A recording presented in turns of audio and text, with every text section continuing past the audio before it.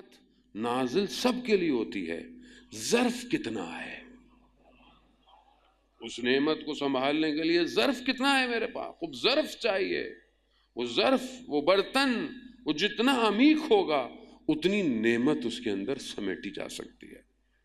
یہی ظرف ہونی ہے. میں اپنی بات خدا نخواستہ آپ کو نہیں، انسان خدا کی بارگاہ میں تقاضا کرتا ہے یہ دے دے، وہ دے دے، ایسا کر دے. اس ظرفیت کو بھی تو پیدا کریں کہ جو ملے اس کو سنبھال بھی تو سکوں میں. شخص اسی طرح پیغمبر کی خدمت میں، یا رسول اللہ فقیر، تنگ دستی ہے، پریشانی ہے، بس زندگی تم ہے، مطلب مجھے صحیح زندگی گزر رہی ہے، ٹھیک ہے، نارمل ہے، نہیں مجھے مال فراوان چاہیے. رسول خدا نے کہا کہ نہیں، یہ صحیح ہے، عبادت کرتے ہو، نماز میں آتے ہو، بس کافی ہے. اصرار پہ اصرار، اصرار پہ اصرار، نہیں میرے لیے دعا کرے، مجھے فراوان مال چاہیے. بہرحال پیغمبر ہے، رحمت للعالمین ہے. پیغمبر نے کہا چلو دعا کی کہ اس کو فراوان مال دے دو.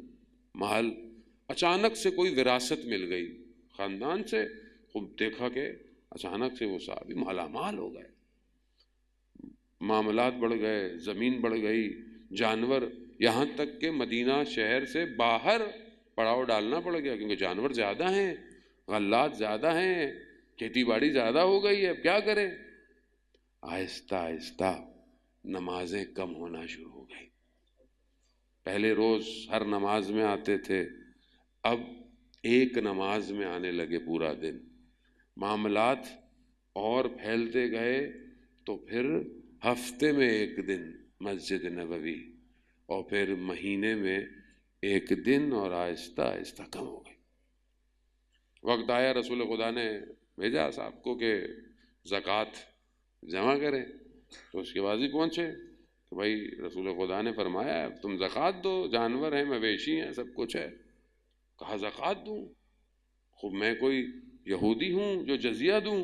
کہا نہیں، زکوٰۃ مسلمانوں کے لیے، یہودیوں کے لیے نہیں ہے. کہا میں نے بڑی مشکل اور محنت سے یہ سب کچھ جمع کیا، میں نہیں دیتا. اللہ اکبر، ظرفیت نہیں تھی. رسول خدا اس لیے منع کر رہے تھے. جب رسول خدا کی قسمت میں جواب دیا، رسول خدا نے کہا وائے ہو اس پر. پھر سب کہتے ہیں ختم ہو گیا ایک دفعہ میں، پھر دوبارہ مسجد. عزیزان محترم، خدا کی بارگاہ میں مانگیں، لیکن سب سے پہلے خدا کی بارگاہ میں ظرفیت مانگیں کہ جو تو مجھے دے میں اسے سنبھال سکوں، چاہے وہ مادی چیز ہو چاہے وہ مانوی چیز ہو. خدا مانویت بھی ہر کسی کو نہیں دیتا. وہ اگر توفیق ہو جائے انسان بہانوں سے، بھائی وہ بس وہ نماز شب پڑھ رہے تھے تو آپ کا خیال آ گیا، آپ کے لیے دعا کر دی، بھائی پڑھ رہے تھے تو پڑھتے رہیے. ظرفیت نہیں ہے. بس وہ رات کو اصل میں جلدی اٹھنا پڑتا ہے تو اس لیے میں اجازت چاہتا ہوں، میں زیادہ دیر بیٹھ نہیں سکتا. وہ خیریت کیا ہو گیا؟ بس وہ اللہ کا شکر ہے، کچھ توفیق ہے. بس ظرفیت چاہیے. خلوت کی عبادت جلوت میں ذکر نہیں کرنے دیتی. خاموشی چاہیے، آہستہ آہستہ گفتگو چاہیے. ذات محترم، امام خمینی رحمۃ اللہ علیہ مشہور تھا.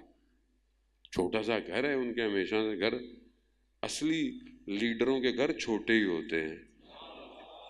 چھوٹا سا گھر، کہتے ہیں کہ واش بیسن کھولے وضو کے لیے تو گھر میں آواز آئے گی. تہجد کے لیے جب اٹھتے تھے تو ٹاول رکھتے تھے کہ پانی کے گرنے کی آواز نہ آئے.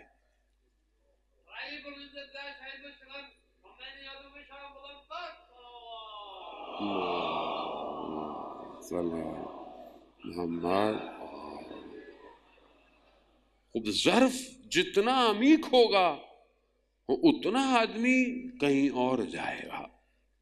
خوب ہم عزیزان محترم، ہم مانگے نعمت، خدا میں نعمت دے، خدا میں دے، عبادت دے، مناجات دے، لیکن ظرف کے ساتھ دے.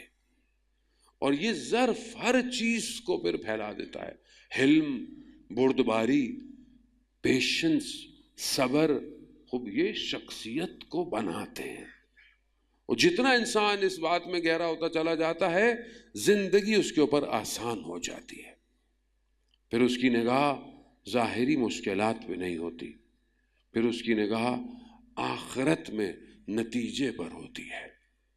مومن اس مقام پہ پہنچ جاتا ہے کہ جب کوئی اس کے اوپر کوئی بھی چیز اس کے سامنے آئے کہ یہ کام انجام دینا ہے، نہج البلاغہ کے خطبے کی روشنی میں مومن کے سامنے اس کام کا نتیجہ کھل کر آ جاتا ہے کہ یہ جو تم انجام دو گے اس کا آخرت میں یہ حل تمہیں نتیجہ ملنا ہے۔ وہ اگر اچھا ہے تو وہ انجام دیتا ہے، اور اگر برا ہے تو اس کو چھوڑ دیتا ہے۔ اب انسان اس مقام تک پہنچنے کے لیے جانے محترم خدا کی بارگاہ میں گڑ گڑانا پڑتا۔ علماء کرام آیت اللہ قاضی طباطبائی رضوان اللہ تعالی علیہ گھنٹوں سجدہ ہے، گھنٹوں سجدہ ہے۔ خوب سجدہ ہماری زندگی میں سجدہ کتنی دیر ہے؟ جتنا اس کو جھکیں گے اتنا وہ کائنات کو جھکائے گا۔ ظاہر ہے ہم اس کے آگے جھک نہیں رہے، مطلب نماز تو پڑھتے ہیں الحمدللہ، مگر بہرحال کیسی ہے، بہرحال میں اپنی بات آپ سے نہیں خدا نہ خاصا، لیکن جو سجدے ہیں شکر کے، جو سجدے ہیں رات کی تنہائی کے، خلوت کے، کوئی نہیں دیکھ رہا۔ یہاں تو مسجد میں آپ تھوڑا سا لمبا سجدہ کریں، آپ کو آس پاس پبلک دیکھ رہی ہے، تھوڑا اور لمبا کرو۔ اچھا ہو ڈرتا بھی ہے کہ پتہ نہیں کیا سوچ رہے ہوں گے، اسی لیے تنہائی، کوئی نہیں دیکھ رہا، صرف خدا دیکھ رہا۔